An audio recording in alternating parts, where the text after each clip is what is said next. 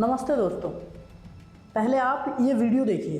गहरा समंदर दिल डूबा जिसमें घायल हुआ मैं उस पल से इसमें नैना दा क्या कसूर वे कसूर वे कसूर नैना दा क्या कसूर वे कसूर वे कसूर। ये वीडियो देख के क्या आपको सच में लगता है कि भारतीयों के पास कोई सिविक सेंस नहीं है? चलिए एक बार इसको अच्छे से समझने की कोशिश करते हैं कि भारतीयों के पास आखिर सिविक सेंस है क्यों नहीं, क्या कारण है उसके पीछे। भारत में हर साल करोड़ों रुपए स्वच्छ भारत पर खर्चा होता है, फिर भी खुले में कचरा, गंदे बस स्टॉप, गंदे टॉयलेट, ये सब चीज़ें बड़ी कॉमन हो चुकी हैं भारतीय समाज में। लेकिन ध्यान दीजिए, जब आप मेट्रो में देखते हैं या फिर आप इंदौर जैसे सिटीज़ में देखते हैं तो आपको एक स्वच्छता अलग ही नज़र आती है। उसके पीछे क्या कारण है? क्या वहाँ के लोगों को ज़्यादा ही सिविक सेंस सिखा दी गई है सरकार द्वारा या हमारे द्वारा? चलिए इसकी तह तक जाने की कोशिश करते हैं। भारत में रेड लाइट तोड़ना बड़ा आसान समझा जाता है, लेकिन जब वही लोग किसी एयरपोर्ट की लाइन में खड़े होते हैं तो वहाँ पर, या मेट्रो की भी लाइन में खड़े होते हैं तो एक लाइन से ही खड़े हो जाते हैं। वहाँ पर उन्हें अपने आप सिविक सेंस आ जाती है?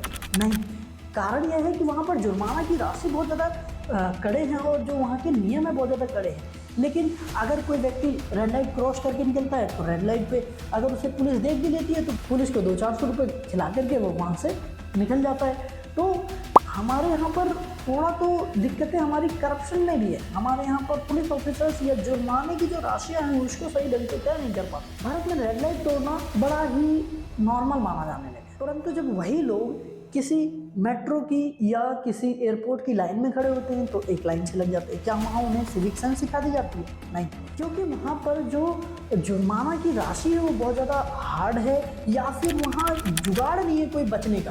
परंतु जब रेड लाइट तोड़ करके कोई निकलता है तो अगर पुलिस वाला उसे देख भी लेता है तो भी वो उसे 100-200 रुपये दे करके अपना जुगाड़ लगा करके वहाँ से निकल जाते हैं। दूसरा जो कमी है वो हमारी शिक्षा प्रणाली में भी दिखती है, क्योंकि आप अगर अपने को जापान जैसे सिविक सेंस वाले देश समझने की कोशिश करते हैं तो आप ये भी देखना चाहिए आपको कि वहाँ पर जो बच्चे होते हैं या स्कूल के जो टीचर्स होते हैं उन दोनों का ही काम होता है कि वो अपने स्कूल को साफ रखेंगे, स्वच्छ रखेंगे।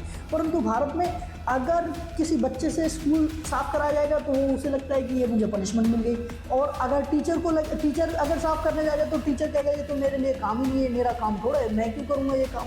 तो यहाँ पर स्कूल को साफ करना मेरी जिम्मेदारी नहीं, ये सरकार की या सफाई कर्मचारी की जिम्मेदारी समझी जाती है। तो सिविक सेंस किताबों से नहीं आ सकती, सिविक सेंस की आदत डालने से सिविक सेंस बनती है। तीसरा जो हमारे पास सबसे बड़ा रीज़न है कि सिविक सेंस ना होने का वो है वीआईपी कल्चर। क्योंकि जब नेताओं का कोई काफिला गुजर रहा होता है तो वहाँ पर पूरे ट्रैफिक सिग्नल्स को रोक दिया जाता है और नेताजी को वहाँ से निकलने की पहले जल्दी होती है। तो इससे एक आम आदमी क्या सीखता है? एक आम आदमी यही सीखेगा कि रेड लाइट तोड़ना जो है वो एक पावरफुल काम है, वो पावरफुल लोगों का काम है। तो एक शक्तिशाली बनने की जो प्रक्रिया हमारे अंदर निकल करके आती है उसकी वजह से भी लोग रूल्स नियमों को फॉलो नहीं करते। और दोस्तों लास्ट में मैं हमेशा यही कहना चाहूँगा कि इसमें केवल लोगों की गलती नहीं है, इसमें सरकार की भी गलतियाँ हैं। क्योंकि सरकार बड़े बड़े पोस्टर्स, बैनर्स, इन सब चीज़ों पर करोड़ों रुपया खर्चा कर रही है हर साल। जैसे कि आप देखेंगे कि बड़े बड़े बैनर पोस्टर लगे हुए हैं, स्वच्छ भारत अभियान, एक कदम स्वच्छता की ओर, परंतु क्या सरकार इन चीज़ों को प्रोवाइड करने में सफल रही है? नहीं।